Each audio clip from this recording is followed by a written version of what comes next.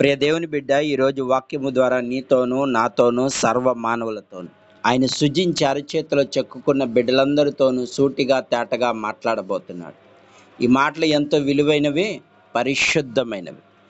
ఈ మాటలు అనాలోచితను కాక నీ హృదయంలో ఉంచుకొని నీ వాక్యానుసారంగా జీవించినప్పుడు పరలోక రాజ్యానికి వారసులయ్యే మాటలు.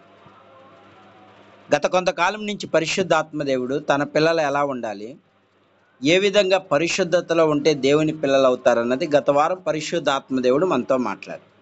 ఈ రోజున పరిశుద్ధాత్మదేవుడు చాలా విలువైన మాటలు, దేవుడు ఆది యందు ఏ విధంగా మానవుల్ని చేసుకున్నాడు,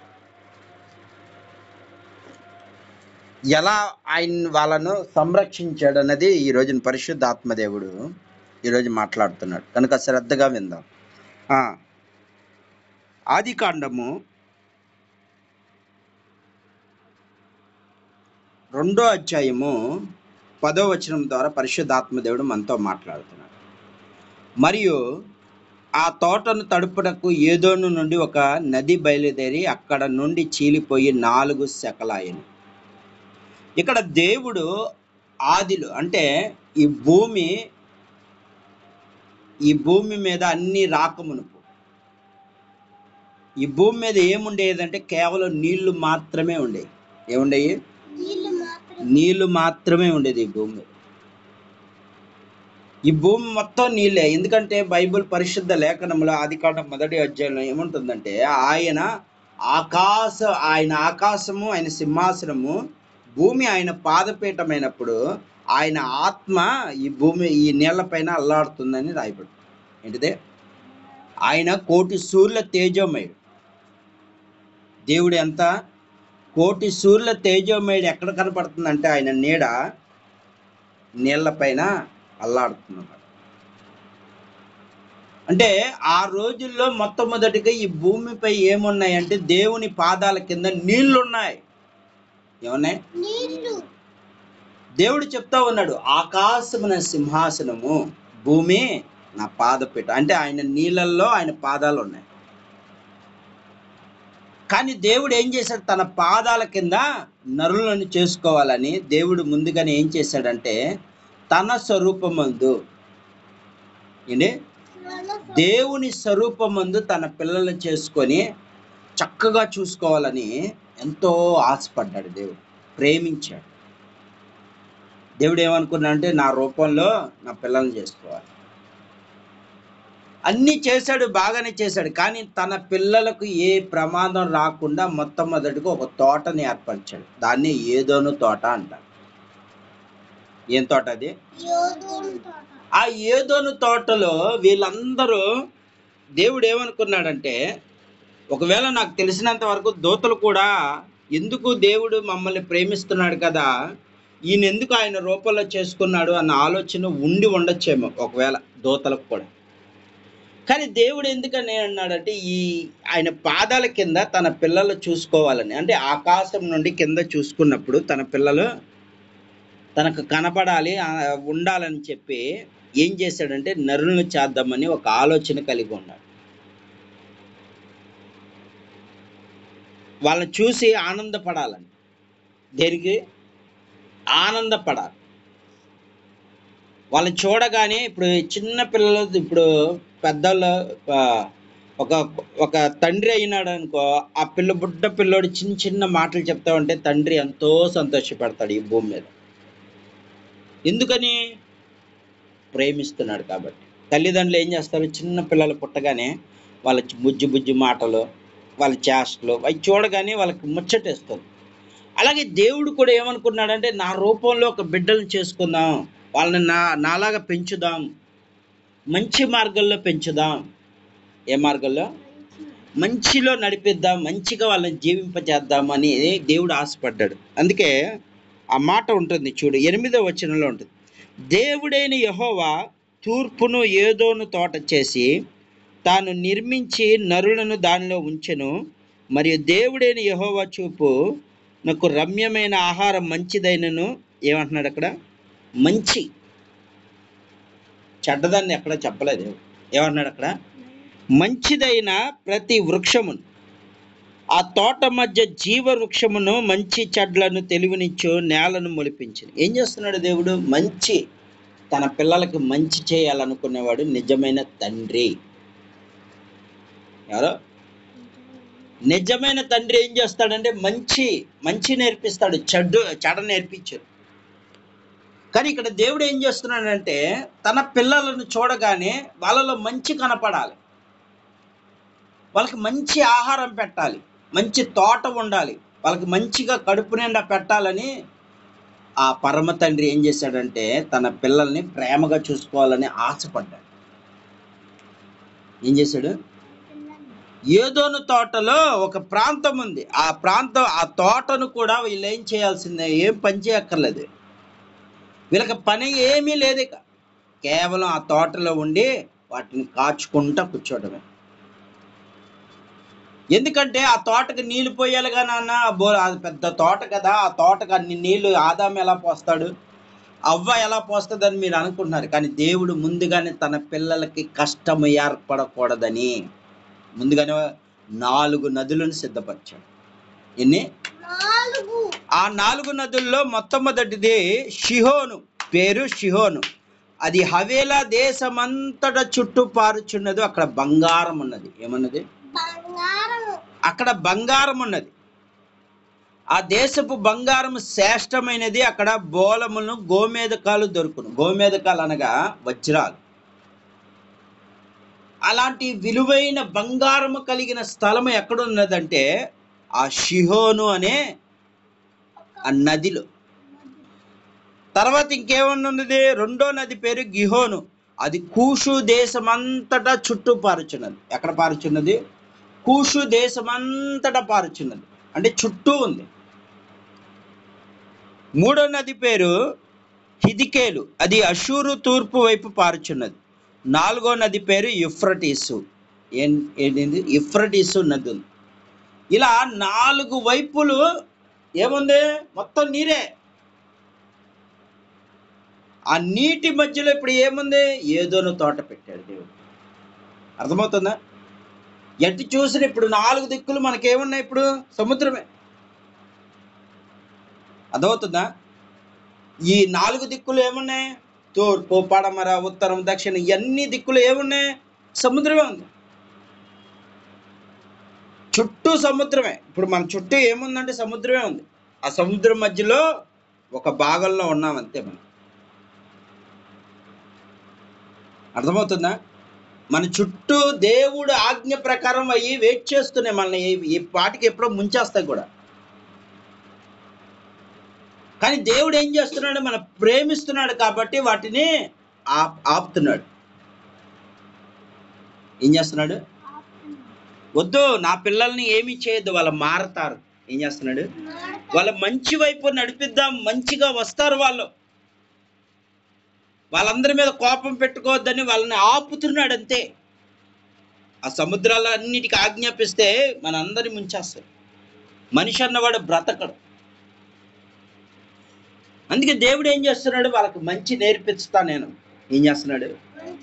మంచి నేర్పిస్తా నేను, మంచి ఆహారం పెడతాను, వాళ్ళ మంచి మార్గంలో నడిపిస్తానని దేవుడు వాటిని ఆపుతున్నాడు. లేదండి ఈ పాటికి మనం ఎప్పుడో అయిపోయాం.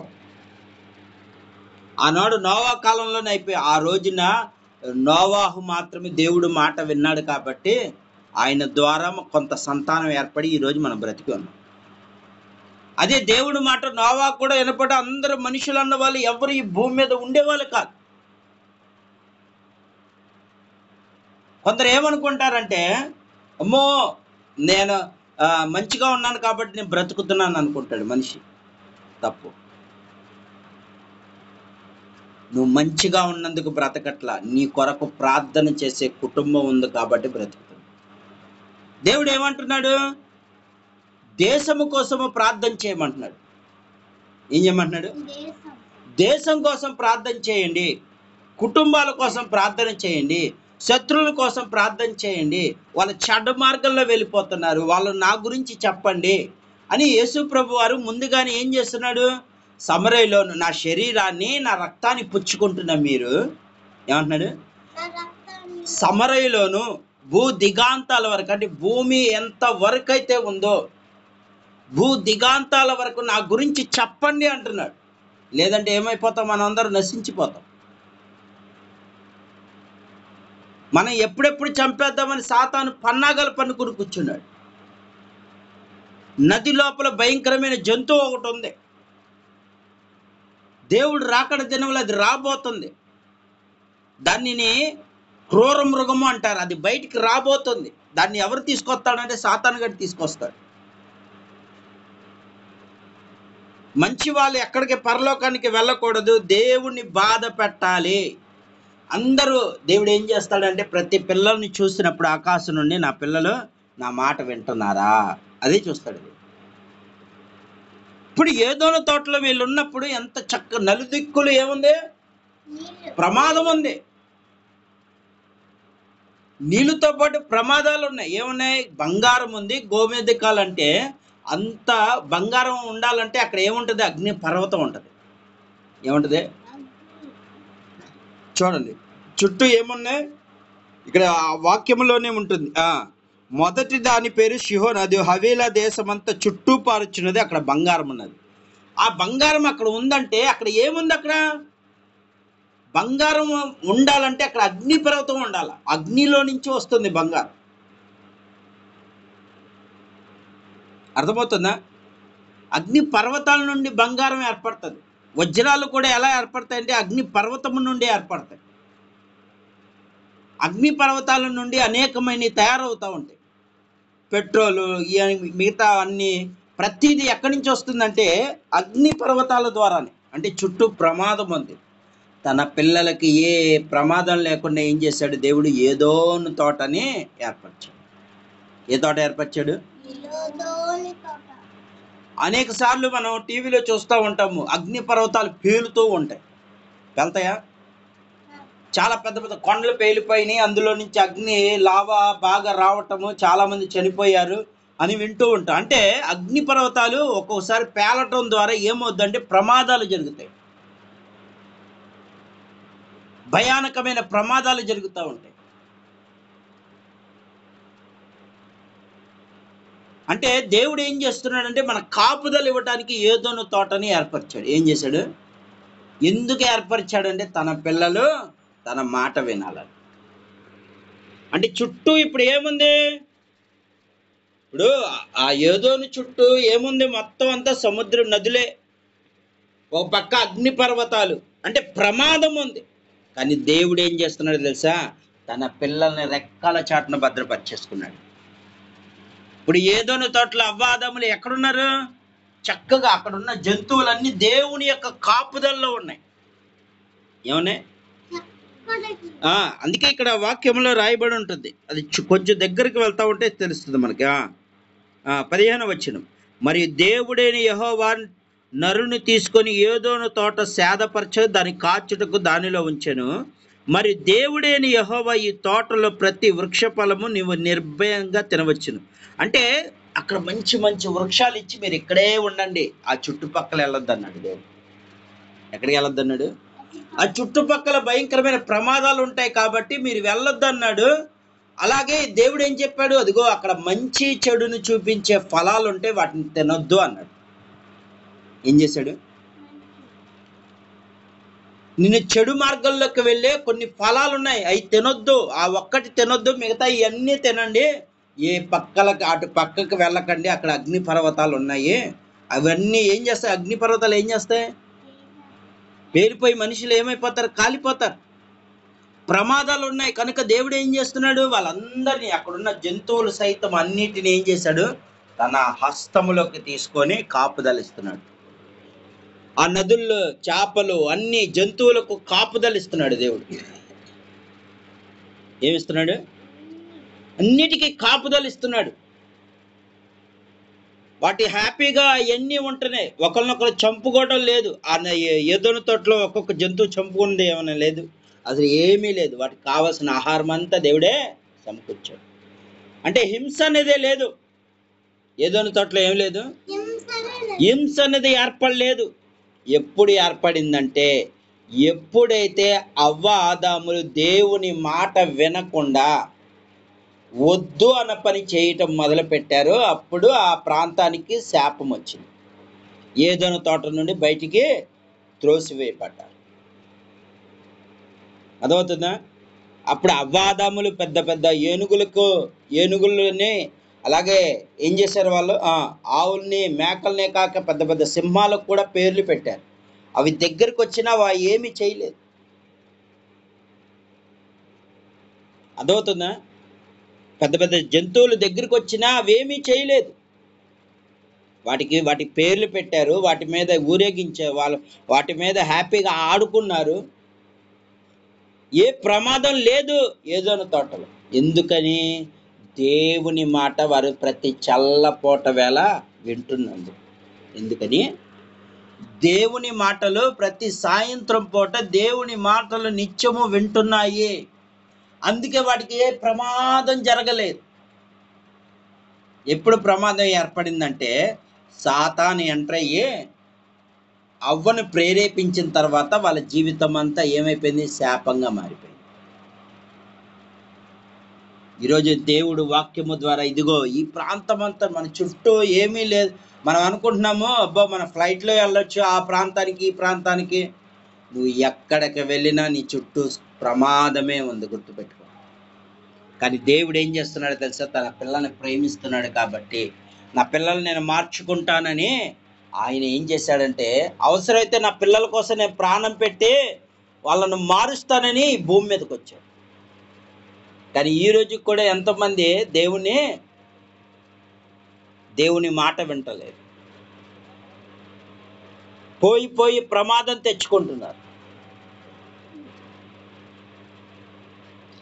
ఈ రోజున పరిశుద్ధాత్మ దేవుడు నీతో నాతో చెప్తున్నాడు, నా కుమారుడా నా మాట విను, నా కుమార్తె నా మాట విను.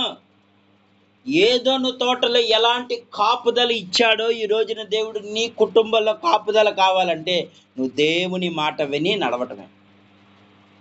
నువ్వేం చేయక్కర్లా, నువ్వు పెద్ద పెద్ద రాళ్ళు మోయక్కర్లేదు, బండలు మోయక్కర్లేదు. ఆయన చెప్పింది చేయటమే. ఆయన ఏది చెప్పాడో అదే చేయటమే. ఎవరైనా నీ మీద కోప్పడ్డారనుకో క్షమించేయటమే. ఎవరైనా నిన్ను ఎగతాళి చేస్తున్నారనుకో, దేవుడు యేసుప్రభు వారు ఏ విధంగా మౌనంగా వెళ్ళిపోయాడు అలాగే వెళ్ళిపోవడమే. వాళ్ళతో గొడవ పెట్టుకోవద్దు. నువ్వు గొడవ పెట్టుకునే తత్వం సాతాను మనుషులది అయితే ప్రేమించే తత్వం దేవుని యొక్క ఉదయం. శత్రువునైనా ప్రేమించమన్నాడు దేవుడు. అసలు శత్రువు అన్నవాడు లేడు. మనం అనుకుంటాము మా అన్నయ్య నాకు శత్రువు, లేదా నా బంధువే నాకు శత్రువు, లేదా నా మిత్రుడే నాకు శత్రువు. అందరూ నాకు శత్రువులు అనుకుంటున్నావు. నువ్వు కాదు. వాళ్ళలో ఉన్న అందుకే ఏమంటాడంటే యెషయా గ్రంథంలో మాట రాయబడింది. ఏముందంటే నువ్వు పోరాడవలసింది సాతాను శక్తులతో తప్ప మనుషులతో కాదు అన్నాడు. నీ అన్నయ్యలో దూరింది చూడు, ఆ దురాత్మతో పోరాడాల. నువ్వు దేంతో పోరాడాలి? ఇప్పుడు ఎవరి మీద పోరాడాలి? ఇప్పుడు అవ్వ ఎవరి మీద పోరాడాలి? సాతాను మీద పోరాడాలి. అంతేగాని పాము మీద కదా పోరాడేది. అదవుతుంది నీకు చెప్పింది. పాము ఏం చేసిందంటే సాతానుకి చోటిచ్చింది. ఏమిచ్చింది? ఆ రోజుల్లో పాము ఎలా ఉండేదంటే దానికి కాళ్ళు ఉండే. ఈ రోజున అప్పుడు దేవుడు శాపం రావటం ద్వారా అది నేల మీద పాకడం మొదలైంది. అప్పుడు వాటికి కూడా కాళ్ళు ఉండే. అందుకే చైనా వాళ్ళు ఏం చేస్తారంటే పామును ఒక దేవతగా పూజ చేస్తూ ఉంటారు. వాటికి డ్రాగన్ అని పేరు పెట్టారు. ఏమని పేరు పెట్టారు? డ్రాగన్ అని పేరు పెట్టారు. వాళ్ళ అందుకే వాళ్ళు ఏం చేస్తున్నారంటే చైనా ప్రాంతము ఏమైపోయిందంటే అందుకే ఎప్పుడు చూసినా సాతాను పూజలు చేస్తారు. వాళ్ళు ఆ డ్రాగన్ పూజలు చేస్తున్నారు. అందుకే ఆ డ్రాగన్ చెప్పిన దేవుడు ఏది మంచిది ఏది చెడ్డది, ఏది తినాలి ఏం తినకూడదు అని అంటే చైనా ప్రాంతం ఏమంటదంటే అన్నీ తినేవచ్చు అంట. అవసరమైతే అక్కడ దేవుడు ఏమన్నాడు? అది కాండం అదేంటి ద్వితీయోపదేశకాండం 15 అధ్యాయంలో ఏమన్నాడు? పందిని తినకూడదు అంటారు. పందిని తినేస్తారు అక్కడ. గబ్బిలాలు తినొద్దు అన్నాడు. గబ్బిలాలు తినేస్తారు అక్కడ. అంటే దేవునికి వ్యతిరేకంగా ఉండిపోతుంది ఆ దేశం. అందుకే అక్కడి నుంచే మనకి ఏమవుతున్నాయి? భయంకరమైన రోగాలు వస్తున్నాయి. అదవుతుందా? భయంకరమైన రోగాలు రావడానికి గల కారణం ఏంటంటే చైనా వాళ్ళు వింటలేదు అక్కడ దేవుడి మాట. అర్థమవుతుందా? కొన్ని ఇప్పుడు చైనాలు చూసుకొని జపాన్ ఇలాంటి దేశాలు కూడా మారిపోతున్నాయి. ఒకప్పుడు ఇవి తినకూడదు అవి తినకూడదు అని ఇప్పుడు వాళ్ళు ఏం చేస్తున్నారు, అన్నీ తినేస్తున్నారు. పాములు తింటున్నారు, కప్పలు తింటున్నారు, బల్లులు తింటున్నారు, అన్నీ తినేస్తున్నారు.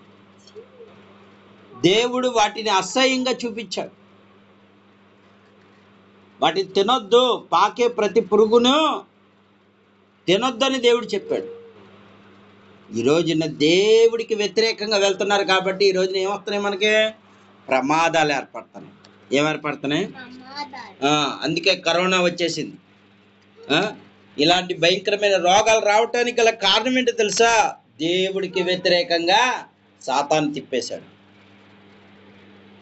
ఇప్పుడు వీళ్ళు ఎక్కడున్నారు? 4 నదులు పారే ఆ బంగారు గోమేద్రికలు ఉన్న స్థలాల్లో ఏదోను తోట ఉందన్నమాట. అంటే చుట్టూ ప్రమాదం ఉన్న ఏమవుతుంది, వీళ్ళకి ఆ యొక్క అగ్ని పర్వతం పేలినా వీళ్ళకి ఏమీ జరగదు. ఎందుకంటే అక్కడ ఎవరున్నారు? దేవుడు ఉన్నాడు. చుట్టూ భయంకరమైన గాలులు వచ్చినా అక్కడ ఎవరున్నారు? తన పిల్లలకి ఏ గాయము తగలకుండా. అంటే అక్కడ ఒక అవ్వ ఆదాములేనా ఉంది, ఇంకా ఎవరు లేరా? జంతువులు కూడా కాపుతలిస్తున్నాడు. అర్థమవుతుందా? ఏనుగులని, కోతులు, ఇంకా ఎన్నో ఉన్నాయి కదా. ఇప్పుడు పుట్టి ప్రతి జంతువుకి కూడా దేవుడు ఏం చేస్తున్నాడు?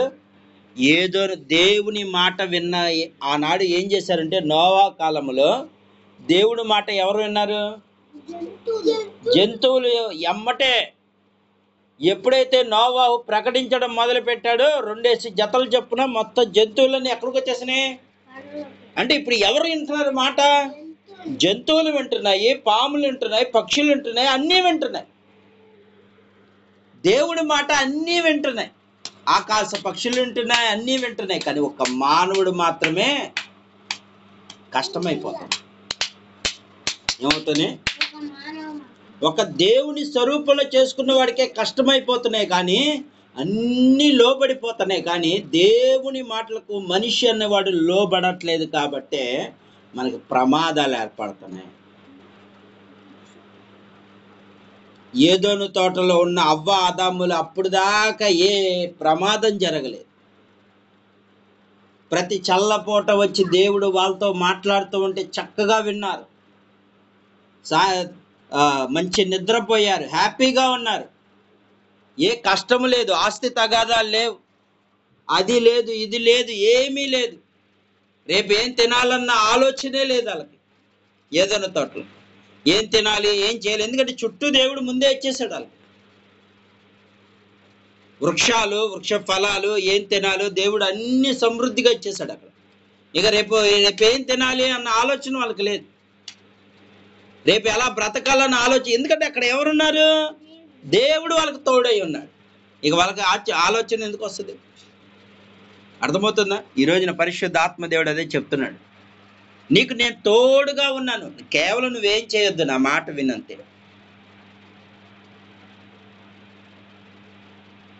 నా మాట విను, నువ్వేం చేయొద్దు, నువ్వు పెద్ద పెద్ద బరువులు మోయక్కర్లా.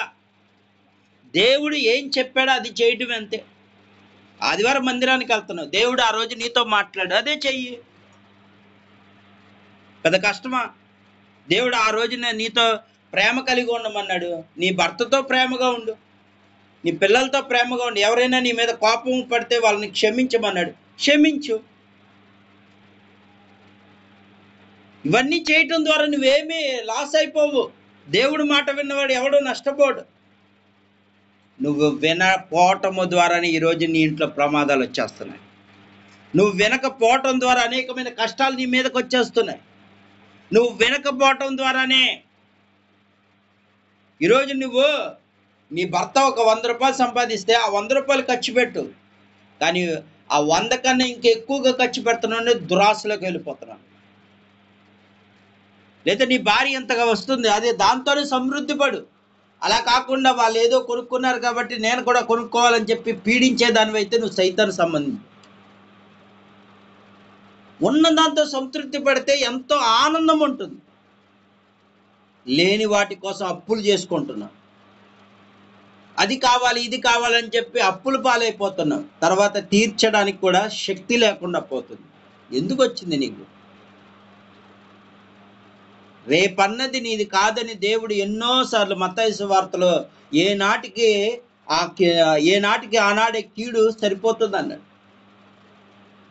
ఎప్పుడు పోతావో తెలియదు. నువ్వు నీటి బుడగ లాంటి వాడు. ఒక ఆలోచించేస్తున్నావు. ఎందుకు నీకు ఆలోచన? ఎందుకు నీకు ఆలోచన?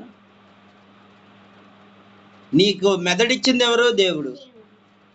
నీకు బలాన్ని ఇచ్చేది ఎవరు? దేవుడు. రేపు నా పిల్లలు ఏంటి నీకు? నీ పిల్లలు ఇచ్చింది కూడా దేవుడు. చాలామంది ఏమంటారంటే రేపు నా పిల్లలు ఏం తినాలో, రేపు నా పిల్లలు ఏం కట్టుకోవాలో, రేపు రేపు అంటున్నావు. అసలు నీదన్నది ఉందా రేపు? ఎందుకు అంత ఆవేశపడిపోతున్నావు? దేవుడు ఏమంటున్నాడంటే ఎందుకు అంత ప్రయాసపడుతున్న సమస్త జిల్లారా నా యొద్దకు రండి, నీ భారం నేను తీస్తానంటే మీరేమో లేదయ్యా నువ్వు వద్దు, నేనే నా భారం తీసుకుంటా. ఏం నువ్వు తీసుకునేది నీ భారం? ఈరోజు దేవుడు నీతో నాతో సూటిగా చెప్తున్నాడు.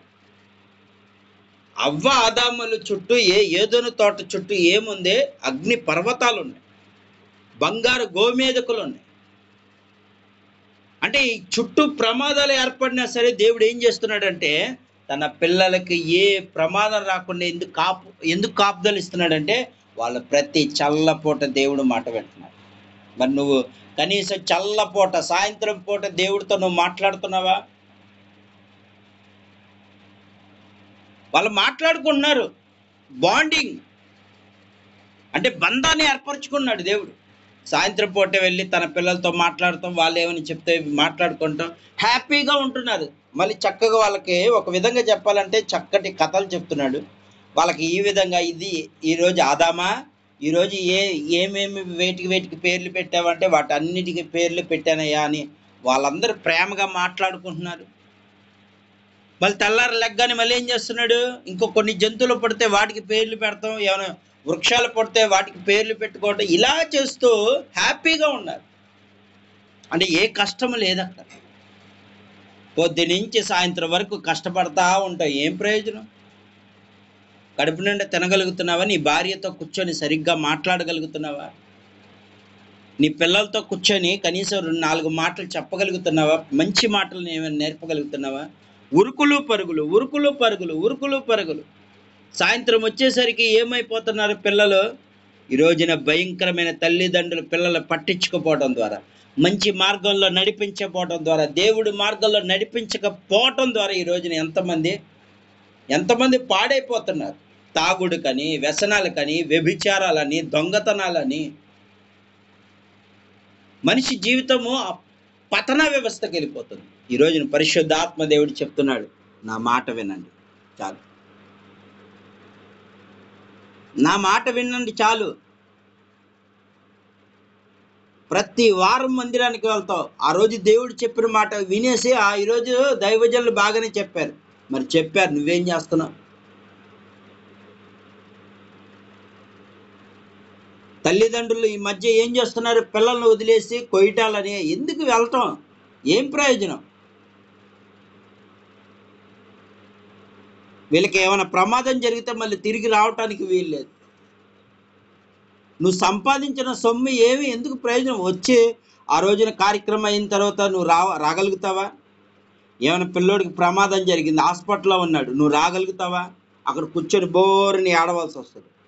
ఎందుకు? అక్కడికి వెళ్ళటం కన్నా ఇక్కడే బిడ్డ దగ్గర ఉండి 4 మాటలు చెప్పి నీ కళ్ళ ముందే ఉంచుకొని. ఈరోజు ఎంతమంది ఇలా పతనమైపోతున్నారు? అందని వాటి కోసం పరుగులు తీస్తూ ఏదో సాధించాలి. ఏం సాధిస్తావు? నీ వల్ల ఏది కాదు. దేవుడు ఆజ్ఞ లేనిదే నువ్వు ఏది సాధించలేవు. నా పిల్లలు పెద్ద చదువులు చదివి ఏం ప్రయోజనం? చదువుతారు, మంచిగా ఉద్యోగం చేస్తారు, ఇల్లు కట్టుకుంటారు, కార్లు కొనుక్కుంటారు, అన్నీ బాగానే ఉంటాయి. కానీ ఆత్మీయ జీవితం పాడైపోతే, ఇప్పుడు అతనికి ఉన్న డబ్బు ఆస్తిని బట్టి అతను వ్యసనాలకు లోబడిపోతే, తాగుళ్ళకు లోబడిపోతే, అమ్మాయిలతో తిరిగి రోగాలు తెచ్చుకుంటే అప్పుడేంటి పరిస్థితి? అప్పుడు అంతా అయిపోయిన తర్వాత ఏడ్చిన ప్రయోజనం ఉంటుందా? ప్రాణం మీద వచ్చేంత వరకు ప్రమాదాలు వస్తూ ఉంటే ప్రయోజనం ఉంటుందా? ఎందుకు నీకు ఆ ప్రయాస? దేవుడు ఏమంటున్నాడంటే ఉన్న దాంతోనే సంతృప్తి పడు, నేను ఇస్తానంటున్నాడు. మోషేకి చెప్పాడా దేవుడు, నేను పలానా నా పిల్లలకి మన్నాను కురిపిస్తున్నాను నేను ముందు చెప్పాడు ఆయన? చెప్పాడా? చెప్పలా. దేవదూతలు తినే మన్నాను కురిపిస్తానని చెప్పాడా? వాళ్ళకి ఆహారం నేను పెడతాను, రేపు రేపు పొద్దున్నే వాళ్ళ మీద ఆహారం కురవబడుతుంది అన్నాడు. అసలు ఏం ఆహారం అన్నదో వాళ్ళకి తెలియదు, మోషే కూడా తెలియదు. ఆకాశం నుండి కురిసిన తర్వాత అది తిన్న తర్వాత దానికి మన్నా అని పేరు పెట్టారు. ఇది దేవదూతలు తిను ఆహారం అని అప్పుడు తెలుసుకున్నాడు. అంటే ఎంత బలమైన ఆహారం పెట్టాడు దేవుడు.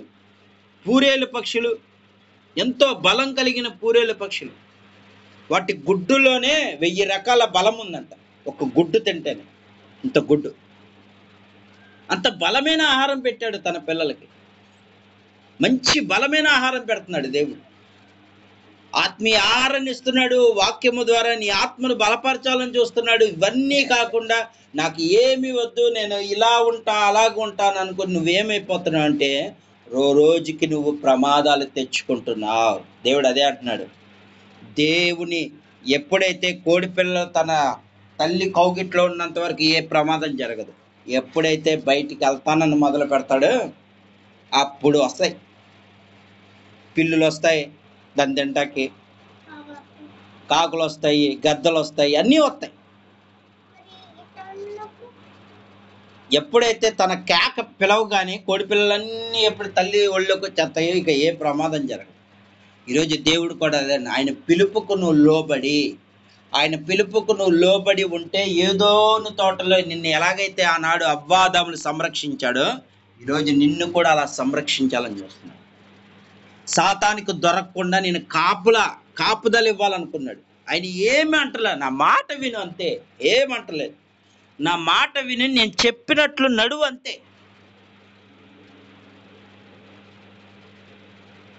యెహోషువని చెప్తా ఉన్నాడు, నేడు రేపు నీకు అద్భుతం చేయబోతున్నాను అన్నాడు. అంతే, ఇకేం మాట్లాడాల.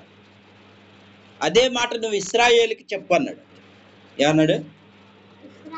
రేపు నేడు మీకు ఒక అద్భుతం కార్యము చేయబోతున్నాను అన్న ఒక మాట చెప్పు అంతే అన్నాడు. యెహోషువ వెళ్ళిపోయి చెప్పేశాడు ఆ మాట. నేడు మనకి రేపు అద్భుతం చేయబోతున్నాడు దేవుడు అన్న ఒక్క మాట చెప్పారు అంతే.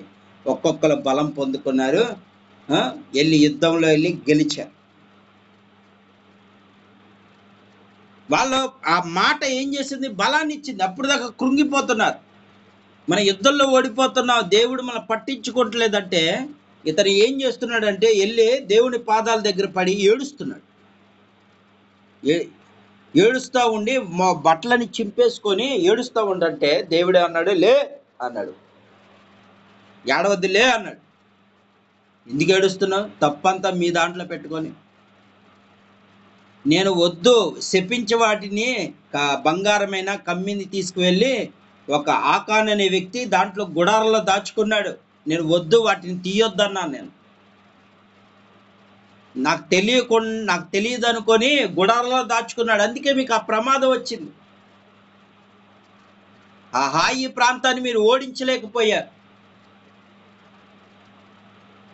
కానీ రేపు నీవు ఎప్పుడైతే ఆ పాపాన్ని ఎప్పుడైతే జయించగలుగుతారో అప్పుడు మీకు యుద్ధంలో విజయం వస్తుందన్నాడు.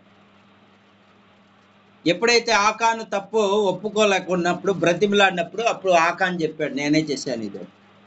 నీ వల్ల కొంతమంది ప్రాణాలు పోయినాయి. ఇప్పుడు తన తండ్రి చేసిన తప్పుకి ఎవరెవరి మీద పడింది శిక్ష? తన కుటుంబం మొత్తం రాళ్లతో కొట్టి చంపేశాడు. నీ వల్ల ఇంత ప్రమాదం జరిగిందని చెప్పి. ఇప్పుడు ఏమైంది? అప్పుడు అన్నాడు దేవుడు, ఏమన్నాడు?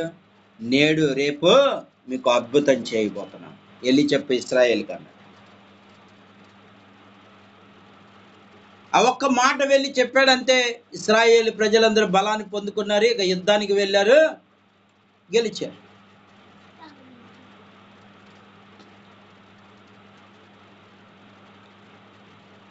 గెలవటమే కాక ఏం చేశారు? వాగ్దాన భూములు అడుగు పెట్టారు వాళ్ళు. ఈరోజు దేవుని వాక్యం సెలవిస్తుంది, దేవుడు వాగ్దానం ఇస్తే అది నెరవేర్చే దేవుడు. మనలో చిన్న చిన్న పాపాలు పెట్టుకొని దేవా నాకు ఇవ్వట్లేదంటే ఇవ్వడు. నీళ్ళు అది తీసుకుంటేనే. ఈరోజున ఎంతో మంది ఇలాగే అయిపోతున్నారు, దేవుడి మాట వినట్లేదు కాబట్టి. ఆదివారం పరిశుద్ధ గ్రంథాన్ని పట్టుకొని చక్కగా కుటుంబం సహితంగా మందిరంలోకి వెళ్తున్నారు, వెళ్ళగానే ఆ వాక్యాన్ని విని అక్కడే వదిలేస్తున్నారు. అది తెచ్చుకోవాలి నిత్యము పడుకునేటప్పుడు. దివారాత్రు నా వాక్యము ధ్యానించేవాడు దాన్ని. ఈరోజు దేవుడు నాతో ఇది మాట్లాడాడు, నాతో మాట్లాడని దాని గురించి నువ్వు ధ్యానించుకుంటా ఉన్నావు అనుకో, అప్పుడు నీవు వెళ్ళే అడుగు కూడా దేవుని ఆత్మ మంచి మార్గంలో నడిపిస్తుంది. చెడ్డ మార్గంలోకి వెళ్ళలేవు నువ్వు. ఎప్పుడైనా ప్రయత్నించాలా?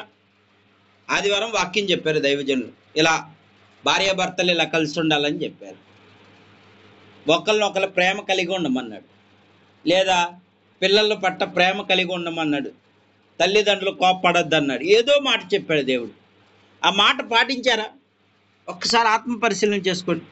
యూట్యూబ్లో వాక్యం వింటున్న ప్రియ దేవుని ఎప్పుడైనా ఆ పరిశీలించుకున్నారా? ఆ వారంలో నేను నా బిడ్డను నేను ప్రేమించాను. ఆ వారంలో నా దేవుడు చెప్పినట్లుగా నా భర్తను నేను ప్రేమించాను. ఆ రోజున దేవుడు చెప్పినట్లుగా నేను మారాను అని నువ్వు ఆ వారమంతా దాన్ని జ్ఞాపకం చేసుకొని ముందుకెళ్ళావా?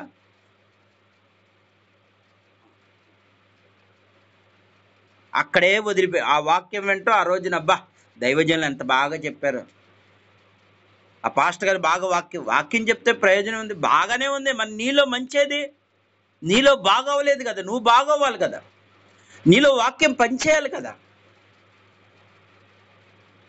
ఇప్పుడు ఒక జాన్ చెట్టు పెట్టావు, దానికి నీరు పోసావు, ఆ జాన్ చెట్టు ఎదగలేదు. సరే ఈసారి ఎదిగిద్దని చెప్పి మళ్ళీ పోతా అది ఇంకెంత పోసినా ఎదగలేదు అనుకో, అప్పుడు ఏం చేస్తావు నువ్వు? చిరాకు వచ్చి పీకి పడేస్తావా లేదా? అది ఎదగట్లేదు ఇంకెందుకు. లేదా ఒక గులాబీ చెట్టు పెట్టావు, దానికి నీళ్ళు వేసావు, అది కొన్నాళ్ళు ఎదిగి ఏమైందంటే పూలు రావట్లేదు, ఎంత చూసినా అది ఎండిపోతుంది. మళ్ళీ నీళ్ళు పోసావు, దానికి అన్ని చెత్తా చెదారం అన్నీ వేసావు, దాన్ని ఎలాగైనా బ్రతికించాలనుకుని ఎన్నో ప్రయత్నాలు చేసావు. అప్పుడు ఏం చేస్తావు? అది ఎండిపోతా ఉంది, అయినా సరే దానికి ఏమీ ఇది లేదు. అప్పుడు నువ్వేం చేస్తావు? ఉంచుకుంటావు చెట్టుని, పీకేస్తావా? దేవుడు కూడా అంతే, పీకేస్తాడు. చూస్తాడు, నీరు పోసాడు, కాపుదలు ఇస్తానే ఉన్నాడు, చూద్దాం వస్తుందేమో, అందులో ఒక మంచి ఫలమేనా వస్తుందేమో, దాన్ని చూడాలి అని దేవుడు ఆశపడతా ఉన్నాడు. ఎన్నిసార్లు వాక్యం అనే నీరు నీకు పోసి అయినా సరే నువ్వు ఇది అవ్వట్లేదండి, అప్పుడు దేవుడు ఏం చేస్తాడు? పీకి పడేసి తీసుకెళ్ళి ఎక్కడేస్తాడు? అప్పుడు ఎండిపోయిన చెట్టుని ఏం చేస్తారు? మంటలు వేసేస్తారు. అవునా కదా? అదే ఇప్పుడు జరుగుతుంది. దేవుడి మాట వెనక ఇప్పుడు ఏమైపోతున్నారు? నశించిపోతున్నారు. ఈరోజున పరిశుద్ధాత్మ దేవుడు అదే చెప్తున్నాడు. ఏదోను తోటలో ఎన్నో చుట్టూ ప్రమాదాలు, ఎటు చూసినా నీరే, అంత భయంకరమైన పరిస్థితి. అయినా సరే దేవుడు ఏం చేస్తున్నాడు? తన పిల్లలకి ఏ ప్రమాదం లేకుండా తన నిత్యము కాపాడుతున్నాడు. ఈరోజు దేవుడు అదే చెప్తున్నాడు, నిన్ను కాపుదలు ఇస్తాను, నువ్వు నా మాట వినంతే. కేవలం అన్నాడు అవ్వాదములు ఆ రోజున దేవుడి మాట విన్నారు కాబట్టి వారు ఏమయ్యారు? ఏ ప్రమాదం జరగలేదు వాళ్ళకి.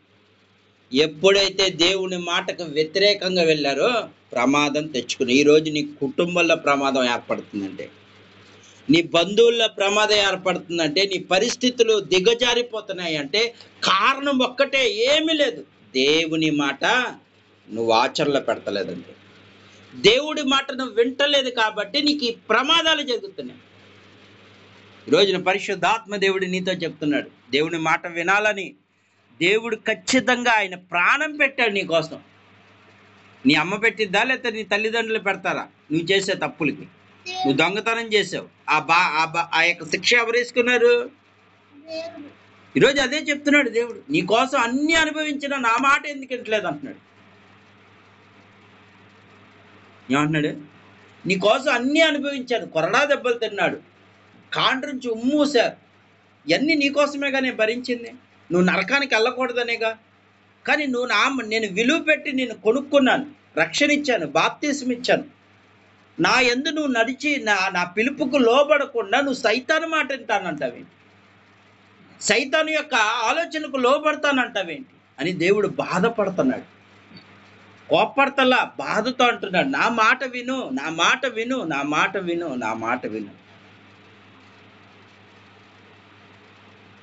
ఆ మాట వింటున్నావు, వదిలేస్తున్నావు. మాట వింటున్నావు, ప్రేమ చూపట్లేదు. మాట వింటున్నావు, కోపం తెచ్చుకుంటున్నావు.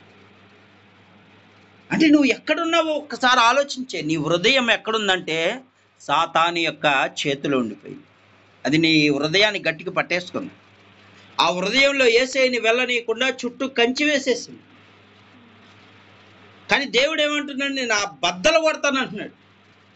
వాక్యము ద్వారా సమ్మిట దెబ్బ వేస్తానంటున్నాడు. వాటి బద్దలు కొట్టి నీలోకి వస్తానంటున్నాడు.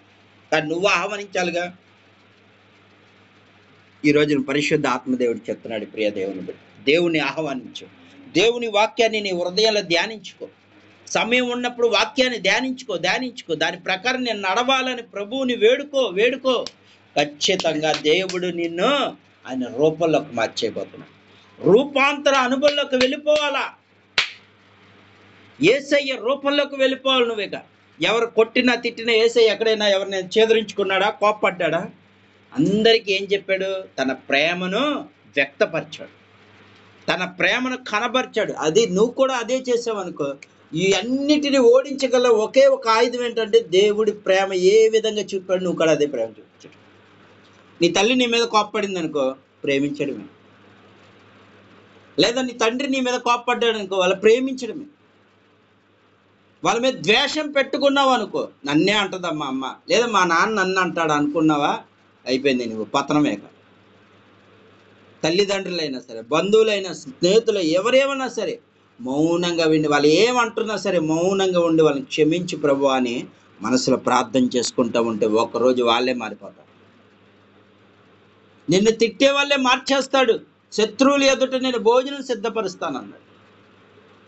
నిన్ను తిట్టేవాళ్ళు, నిన్ను కొట్టేవాళ్ళు, నిన్ను అవమానించేవాళ్ళు ఏమవుతారు?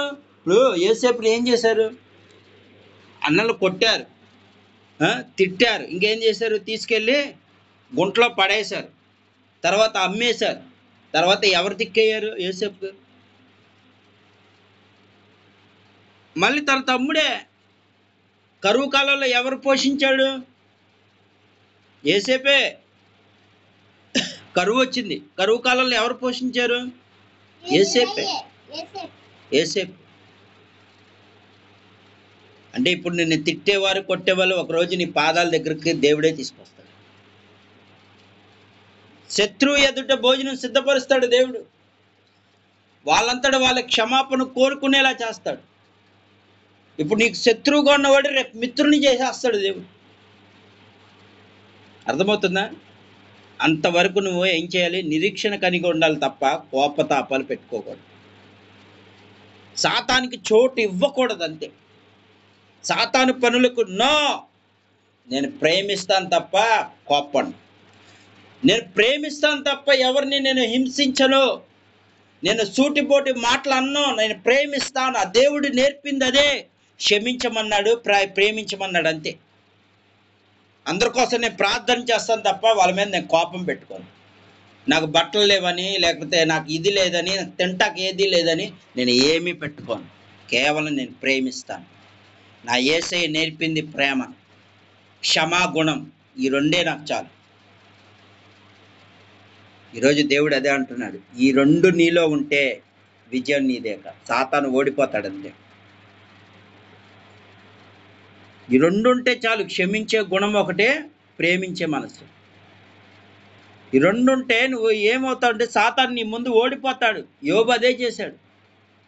స్నేహితులు ఎన్నో సూటిపోటు మాట్లాడినా సరే వాళ్ళ కోసము ప్రార్థన చేశాడు, క్షమించమని. ఏమయ్యాడు? మొత్తం పోగొట్టుకుని రెండింతలకు ఆశీర్వదించబడ్డాడు. ఈరోజు దేవుడు అదే చెప్తున్నాడు, నువ్వు రెండింతలకు ఆశీర్వదించబడాలన్నా, నువ్వు దేవుని యొక్క రాజ్యానికి చేరాలన్నా ఇది ఒక్కటే చేయాలి, ప్రేమించటము, క్షమించటం. ఇక పగలో ద్వేషాలు పెట్టుకున్నావా, అయిపోయినట్టే, నువ్వు సాతాను చేతిలో చిక్కినట్టే. ఈరోజు పరిశుద్ధాత్మ దేవుడు చెప్తున్నాడు, ప్రేమించు, క్షమించు. ప్రతి ఒక్కరిని ప్రేమించు, క్షమించు. అప్పుడు ఖచ్చితంగా దేవుడు ఏమంటున్నాడు, నువ్వు ఎవరినైతే క్షమిస్తున్నావో నేను క్షమిస్తానన్నా. నీ చెల్లిని నువ్వు క్షమిస్తున్నావా, దేవుడు నిన్ను క్షమిస్తాడు. నువ్వు చేస్తే తప్పులేదు. లేదా మీ నాన్న నువ్వు క్షమిస్తున్నావా, దేవుడు నిన్ను క్షమిస్తాడు. మీ అమ్మ నువ్వు క్షమిస్తున్నావా, క్షమిస్తాడు. ప్రేమిస్తున్నావా, ప్రేమిస్తాడు. ఈరోజున పరిశుద్ధ ఆత్మదేవుడు చెప్తాడు, ఈ మాటలు నిర్లక్ష్యం చేయొద్దు. ఈ రెండే సాతాను ఓడించే రెండే అంచుల ఖడ్గం కలిగింది ఏంటంటే క్షమించడము, ప్రేమించడమే. ఈ రెండు ఆయుధాలు ఉంటే చాలు. నువ్వు ప్రార్థనలో ఈ రెండు చూపిస్తే చాలు. సాతాను నీ ముందుకు రావటానికి అబ్బో ఈయన ఎంత కలిపినా సరే వీడు దేవుని మార్గం నుంచి బయటికి రాడు. నీకు ఎన్ని ఆశలు చూపించినా సరే లోపడవు. ఇక ఆడ ఆశలు చూపిస్తున్నాడు అనుకో, నా దేవుడు ఆశ పడొద్దన్నాడు, లోకాశలు వద్దన్నాడు. మాకు ఆ ఆశే కావాలి. ఏ ఆశ? పరలోకి వెళ్ళే ఆశ కావాలి. ఆ ఆశ కావాలంటే నాలో 2 గుణాలు ఉండాలి. ఒకటి ప్రేమించడము, క్షమించడం. ఈరోజున పరిశుద్ధ ఆత్మదేవుడు చెప్తున్న మాట విందాం. దేవునికి మహిమ తెద్దాం. ఈ కొద్ది మాటలు దేవుడు